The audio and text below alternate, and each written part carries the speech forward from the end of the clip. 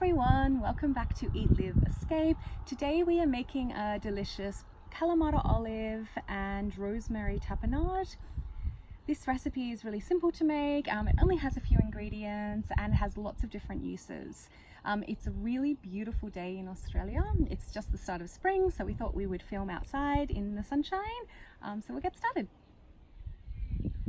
So for the ingredients, you will need about 220 grams of pitted black Kalamata olives. We've got 2 tablespoons of baby capers. You need the juice of half a lemon, and you'll need some fresh rosemary.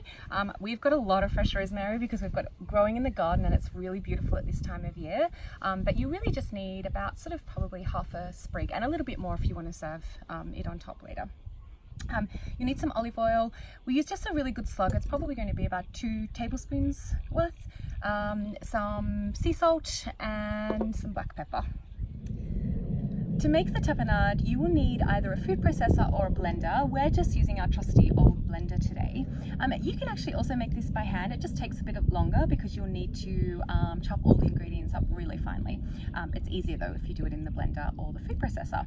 Okay, so all you need to do is take those gorgeous black olives and pop them into whatever vessel you are using for your tapenade. These have some of the juice on them as well, which is delicious. You can just add that in.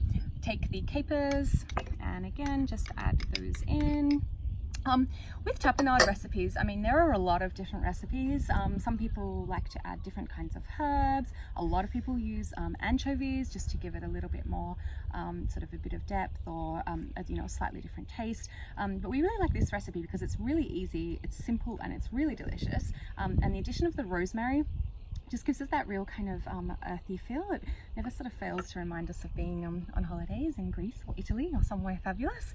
So you can just add those in. Then just take your rosemary. We're just going to use quite a few of the little sprigs. You can just add them in quite roughly because the blender or food processor will do its job and get those all mashed up nicely. See, we've just added about that much. A tiny bit of salt. You do not need a lot. So, because you've got the olives and the capers, and particularly if you were using anchovies, they're quite salty anyway. So we just use a tiny little bit of salt, probably about just 1/4 teaspoon. We're just using a pink salt here for this, but any sea salt or pink salt will do. Just a little crack of black pepper. About 3 or 4 cracks of that. Take your lemon, you'll just need to cut it in half and add the juice. This lemon actually doesn't have a lot of pips, so you don't need to worry so much about it, but if your lemon does have pips, then you'll need to juice it and just strain it so the pips don't go into the tapenade. Or as we like to do, because it's so simple, you can just as long as you've got clean hands, is just squeeze it into your hands. The pips will all collect there, and then you can discard them and just wash your hands. The only thing we would say about that though is make sure you don't do it if you have any cuts, because obviously that's really going to sting. So then you just juice in the lemon. It's a really beautiful lemon because they're just gorgeous at this time of year in Australia. Just give that a really good squeeze. Again, the addition of lemon isn't in all tapenades, but for us it just gives us really nice that beautiful citrus kick. Then with the olive oil, it's probably about 2 tablespoons. We actually like to just drizzle it quite generously. You just want enough so that it helps bringing with all of the ingredients to come together, and you don't want too much so it turns into too much of a wet paste. You kind of want it to be a little bit chunky still. So you can see all of the ingredients are in now. It looks delicious. Actually smells really good. The rosemary and the lemon smell delicious. You can actually also add garlic as well. We're not adding garlic to this one. Again, we're just doing a really simple one today, but garlic is another addition that a lot of people put into their tapenades as well. If you're a garlic lover, then please add it in. And we just need to get the lid and the blades on top and give it a pulse. So when you're doing this, you don't want to blend it for a long time continuously. You kind of just want to pulse it.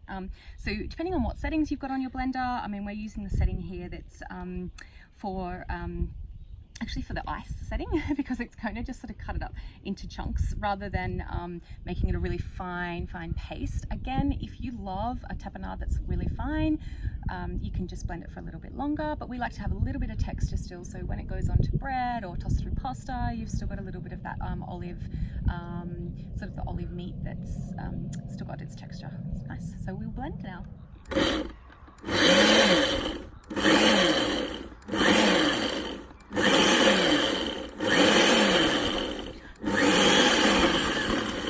As you can see, we've just been pulsing it rather than doing like the one long continuous blend.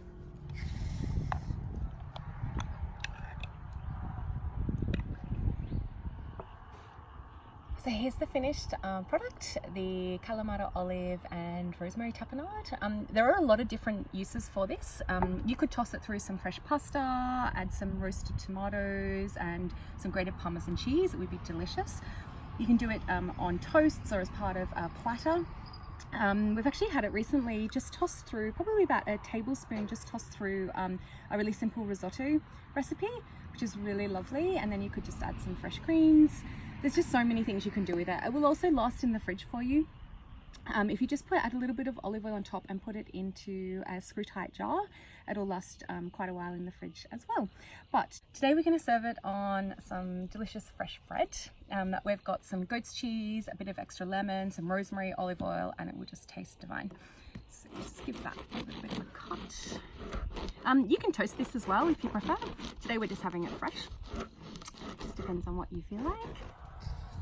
So just take your delicious fresh bread, pop it onto a plate. Just grab some of the tapenade and spoon that out on top.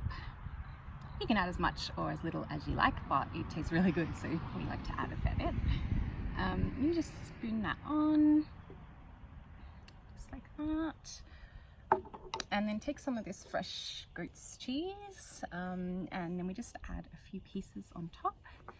It's quite, the creaminess of the goat's cheese works really well with the saltiness of the tapenade. And then you've got kind of that depth from the rosemary. It's really lovely. Take your lemon, that a little squeeze,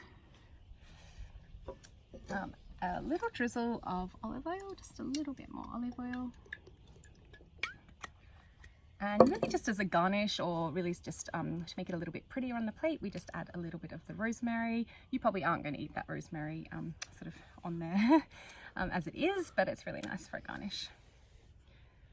And just a little bit more cracked pepper. You definitely won't need any salt, so because you've got the saltiness from the olives and the capers and that little bit of extra salt we added at the start, you won't need to add any more salt to this. Give it a crack of pepper. And there you have it, the delicious black Kalamata olive and rosemary tapenade. If you would like to see more of our recipes, you can find this actual recipe and plenty of others at our website. It's www.Eat.Live.Escape.com. We'd love it if you would like and subscribe. We were always sharing new videos for travel, lifestyle and food, so please feel free to come back and visit us at any time.